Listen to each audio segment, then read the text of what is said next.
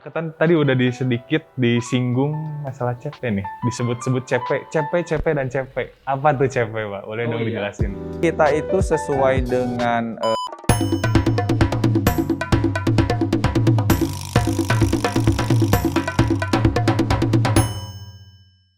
Selamat datang di Gosip, ngobrol asik bareng Binusian. Perkenalkan, nama aku Valen, host terbaru di season terbaru juga, dan kali ini aku udah ngedatengin salah satu tamu spesial dan tamu terhormat juga, yaitu Pak Doni. Halo Pak Doni, apa kabarnya? peace. Kenapa tuh Pis tuh? Selalu sehat habis ngajar. Syukur. Gila, jam segini baru kelar ngajar. Sekarang kalau dilihat udah jam 5 lebih ya Pak? Iya, ini udah waktunya pulang, lihat awan. Udah gelap. Udah memanggil. Gelap, Oke, semuanya apa kabar? Thank you ya. Ya, sama-sama. Terima kasih juga untuk waktunya udah bisa datang ke podcast kali ini. Boleh langsung diperkenalkan aja ke teman-teman, sebenarnya Pak Doni ini siapa sih? Tak kenal maka kata sayang. Perkenalkan, saya Doni Purnama Alamsah. Lebih tepatnya saat ini saya dipercaya sebagai Deputy Head of Creative Partnership Department. Jadi sebagai wakilnya Pak Rudi selaku Kepala Departemen. Wih, keren banget Pak. Nggak keren, ribet. Ribet tapi keren loh Pak itu. Wah gitu. Tapi itu udah berapa lama Pak kalau boleh tahu? 1 tahun. 1 tahun? Ya. Udah Awalnya. kerasa ribetnya, apalagi 2 tahun, tambah ribet. Oh enggak ya, harusnya bersyukur gitu ya. Kan Masih lanjut dipercaya. terus. Itu 1 tahun tuh awalnya gimana Pak bisa memilih? Apakah Bapak yang memilih atau dipercayakan atau gimana? Karena kebutuhan. Jadi pada saat itu Prodi CP kan berkembang ya. Kita alhamdulillah berkembang terus. Intake mahasiswa juga terus berkembang, kepercayaan masyarakat terus meningkat. Istilahnya prodi itu tambah ribet gitu ya. Nah, untuk maintain agar tidak ribet atau agar maintainnya lebih bagus terkait dengan prodi, maka diminta untuk 1 orang sebagai deputy program. Jadi ngurus tek-tek bengek berkaitan dengan akademik lah. Keseluruhan lah ya. Intinya sih 1, alhamdulillah dipercaya Itu. masyarakat. Betul. Nah, tadi udah sedikit disinggung masalah CP nih. Disebut-sebut CP dan CP. Apa tuh CP, Pak? Boleh dong dijelasin? Sebenarnya kita itu sesuai dengan kesarjanaan dari Ristek Dikti, sebenarnya kita lulusan dari kewirausahaan ya, atau entrepreneur. Hanya saja karena di kita itu entrepreneurnya memiliki visi yang lebih kreatif gitu ya. Kita ambil entrepreneurnya dengan nama BINU sendiri atau nama kerennya lah yang disebut dengan creative partnership. Tapi kalau mahasiswa biasanya mengenal dengan lebih cepat karena creative partnership panjangan kan langsung CP gitu. Singkat aja gitu ya biar CP. Lu masih prodi apa? CP. Gitu, kan lebih keren gitu lebih ya. keren juga ya. Tapi untuk lulusan nanti semuanya sarjana bisnis. Sarjana bisnis karena memang dari pemerintahnya ada terkait dengan kewirausahaan. Ya. Iya. Berarti intinya nggak semua kampus punya CP lah ya. Nah, itu dia. Apalagi di Bandung ya. Prodi CP atau prodi kewirausahaan itu sangat terbatas. Notabene saat ini kita itu prodi yang sama, yang serupa itu yang pertama ada di ITB. Ya karena memang ITB punya manajemen bisnis ya. Lalu yang kedua di Bandung itu ada Unpad. Juga memiliki bisnis. Tetapi kalau CP-nya sendiri, karena memang kita sama-sama bisnis ya, sama-sama entrepreneur, tapi CP sendiri memiliki keunikan di mana ada satu visi atau satu misi di kita itu berkaitan dengan bisnis startup. Jadi bisnisnya bukan bisnis yang sudah ada kita develop, enggak, tetapi bisnis yang belum ada kita develop. Makanya dibilang CP karena kreatif. Gitu. Sama tapi tak serupa. Betul. Meskipun ada yang sama di luar sama, tapi intinya di dalamnya itu nggak sama, tidak serupa. Ada keunikan lah. Mungkin nanti mahasiswa CP tahu ya. Ada batasan di mana kita ternyata bisnis tapi bisnisnya beda loh, bukan bisnis yang biasa gitu. Makanya disebutnya dengan CP itu tadi. Iya. Berarti itu juga salah satu keunggulan dari creative partnership sendiri. Aduh, panjang sekali ya. Sampai Pak Buliwet kan, makanya saya bilang jangan ngebutkan creative partnership, udah langsung CP gitu kan, lebih mudah ya. Bukan capek ya, bukannya CP. Berarti salah satu keunggulan CP. Berarti nggak satu doang dong keunggulannya. Pasti ada keunggulan-keunggulan lain. Boleh dong, apalagi keunggulan CP selain itu, Pak?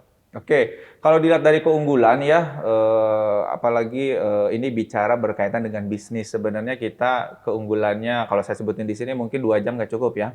Terlalu lebay mungkin. Yang pasti satu, kita itu bisnis rintisan. Jadi bisnis yang memang wajib di-develop oleh mahasiswa itu benar-benar baru. Bukan turunan dari orang tua. Misalkan dia orang tuanya pedagang gitu ya, lalu dilanjutkan sama anaknya nggak bisa. Jadi anaknya harus benar-benar develop bisnis baru, brand baru dengan hak cipta baru gitu ya. Lalu yang kedua, di kita itu kelebihannya adalah experiential based learning. Oke. Jadi dimulai dari mahasiswa semester 1, kita selalu menekankan kepada mahasiswa itu untuk langsung praktek.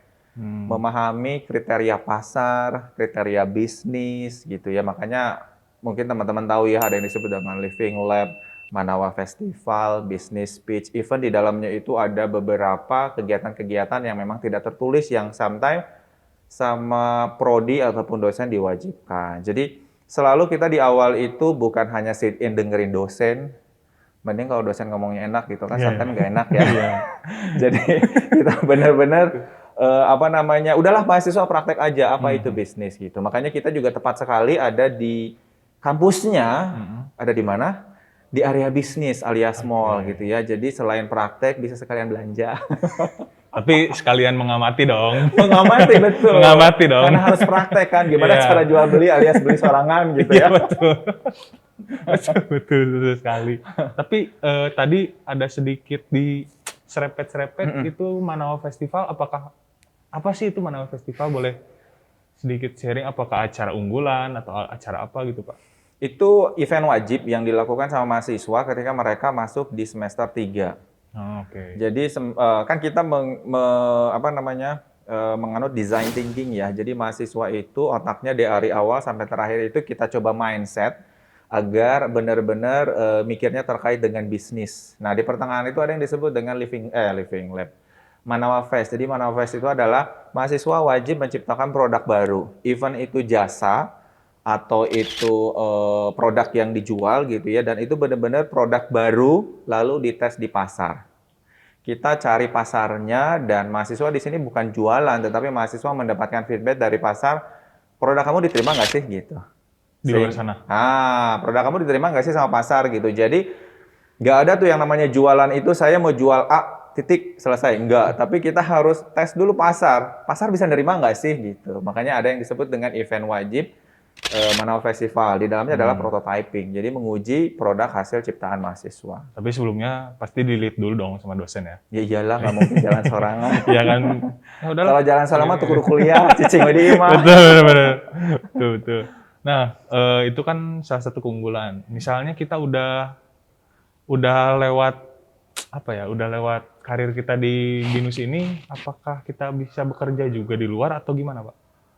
Actually kita memang mengajarkan mahasiswa itu 2 hal, sebagai pebisnis dan juga sebagai praktisi. Jadi kalau memang mahasiswa memiliki kemampuan sebagai praktisi seperti konsultan gitu ya, tidak menutup kemungkinan. Terlebih saat ini BINUSian 21 yang kemarin lulus itu beberapa saya lihat bisnisnya bagus. Artinya kamu bisa running dengan bisnis kamu, dan saya lihat ada kemampuan untuk bisnisnya bisa lebih maju gitu ya, karena bisnisnya memang unik.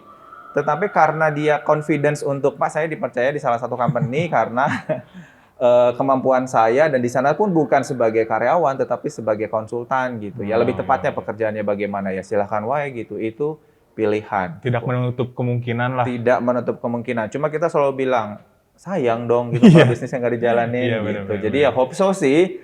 Kita masih pantau. Semoga dia bisa berjalan 2 arah ya. Artinya satu kaki di company-nya, satu kaki lagi sebagai bisnisnya. Karena kita selalu mengukur jangan sampai mahasiswa lulus itu tidak ada bisnis. Goalnya kan memang mahasiswa memiliki bisnis gitu. Okay. Perbedaannya tuh di situ gitu. Kalau misalnya aku sebagai orang tua mahasiswa gitu, mahasiswa atau mahasiswi, kenapa sih aku harus masukin ke misalnya ke prodi ini gitu? Kalau orang tuanya berpikir bahwa anak saya harus melanjutkan bisnis, kalau orang tuanya berpikir bahwa sekarang nggak mungkin harus cari kerja, kalau orang tuanya berpikir bahwa kita justru harus bisa bekerja mandiri, maka pilihlah CP. Mandiri ya, Pak. Iya, mandiri karena kita membangun satu prodi itu tujuannya adalah satu tadi yang saya selalu tekankan kepada mahasiswa, kita diskusi juga dengan Kaprodi bahwa tujuan kita itu unik. Kita tidak menciptakan karyawan, justru kita menciptakan pengusaha. Oke, menarik sekali ya, Pak. Sangat menarik. Saya di dalamnya sangat menarik gitu ya, sampai botak nih, menarik banget gue di dalam. Oke. Berarti dari mulai udah mencakup semua ya di CP ini dari awal di prototype dulu, terus langsung ke nggak langsung. Living lab. Living lab dulu, sorry. Living lab, terus ke Manawa ya? Manawa. Udah gitu. Business pitch. Oh, setelah itu ada enrichment program, dan enrichment program itu secara intensif 2 semester. Nah ini tuh yang akhir justru mahasiswa masuk di inkubator bisnis. Ada di belakang tuh. Inkubator bisnis tuh seperti apa tuh, Pak? Inkubator bisnis, oke, sebenarnya ini sama seperti perguruan tinggi lain. Mereka punya inkubator bisnis, tempat mendevelop mahasiswa sebelum lulus untuk membangun bisnis. Jadi selama 1 tahun itu mahasiswa dikasih tahapan secara langsung bagaimana membangun bisnisnya. Dimulai dari non legal sampai menjadi legal. Karena kan nggak mungkin kita bikin bisnis tapi tidak ada legalnya kan. Masa tiba-tiba? Kan nggak mungkin. Ini ada gelas misalkan ya, kopi.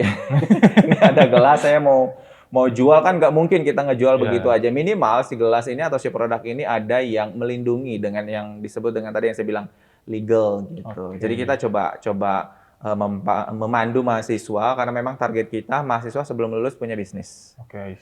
Jadi kalau misalkan mahasiswa mau lulus nggak punya bisnis ya mendingan nggak usah masuk ke prodi CP gitu. Makanya ada inkubator selama 1 tahun ini. Kita strict gimana ceritanya mahasiswa itu lulus dengan bisnis. Makanya ada salah satu syarat di dalam kelulusan itu bukan hanya SATIE gitu ya. Salah satu syaratnya adalah kamu punya bisnis nggak? Bisnisnya ongoing nggak? Growth-nya ada nggak? Kalau ada lulus, kalau nggak ada mundur. Wah, ngeri sedap. Jurusan gitu ya. Tapi kalau misalnya udah lulus, berarti kita secara otomatis sudah mendapatkan gelar. Iya, gelar sarjana bisnis ya. Sarjana bisnis. 2 berarti. Apa tuh? 1 gelar sarjana bisnis, 1 lagi jongkok. Apa tuh? Kan punya bisnis. Oh iya, oke, siap. Oke. Dari keunggulan kita mendapatkan sarjana bisnis apa lagi, Pak? Keunggulan kita mendapatkan sarjana bisnis selain tadi 2 ya, sarjana bisnis, jongkok gitu ya, karena kita punya bisnis sendiri. Yang pasti ada opportunity sebagai konsultan. Jadi kalau mahasiswa memang dia sudah debak gitu ya, bahasa Koreanya. Mahasiswa itu sudah benar-benar memahami yang namanya bisnis, opportunity sebagai konsultan itu berpeluang tinggi. Ya minimal contohnya saya lah sebagai konsultan bisnis di keluarga sendiri di mana kita harus benar-benar konsultan itu kan benar-benar adil dan harus benar-benar dewasa dalam memilih masalah-masalah yang dihadapi oleh para pebisnis gitu. Nah, kalau misalkan dia belum matang pola pikirnya terkait dengan kewirausahaan, bagaimana bisa jadi konsultan? Betul. Exactly seperti itu. Oke, orangnya itu harus terbentuk dulu, maka dari itu dari CP sudah terbentuk ya feel free buat kemana aja. Ya minimal kan dia ya pebisnis istilahnya supir gitu ya, ngajarin orang nyupir. Kalau dia nggak bisa nyupir gimana ceritanya? Iya. Pebisnis ngajarin bagaimana cara bisnis, tapi dia nggak punya bisnis bagaimana? Lah waduh. Iya. Jadinya waduh itu. Intinya seperti itu opportunity-nya ya. Jadi ada dua mata pisau yang akan dihadapi sama mahasiswa ini, pebisnis atau konsultan tadi. Oke, menarik. Ini oke, mungkin segitu dulu aja. Aku minta pesan deh buat calon-calon atau buat calon-calon mahasiswa maupun pebisnis. Ya, punya pesan dari Bapak apa sih?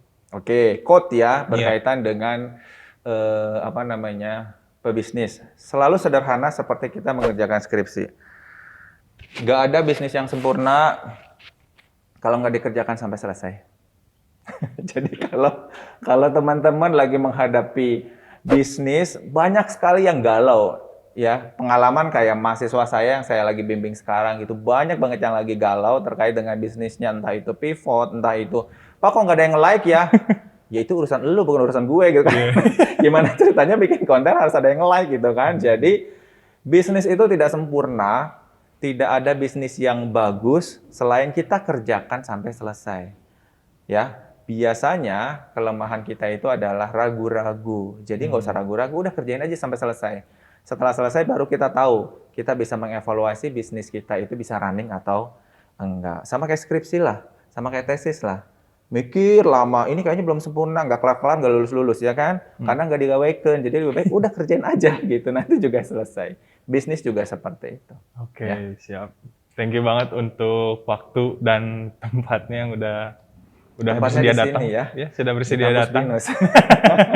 Terima kasih untuk Pak Sama-sama, Doni. semoga berkenan ya. Thank you, Bung. Mungkin segitu dulu perkenalan dari Prodi CP dan sampaian dari Pak Doni. Kami undur diri. Terima kasih dan salam Binusian.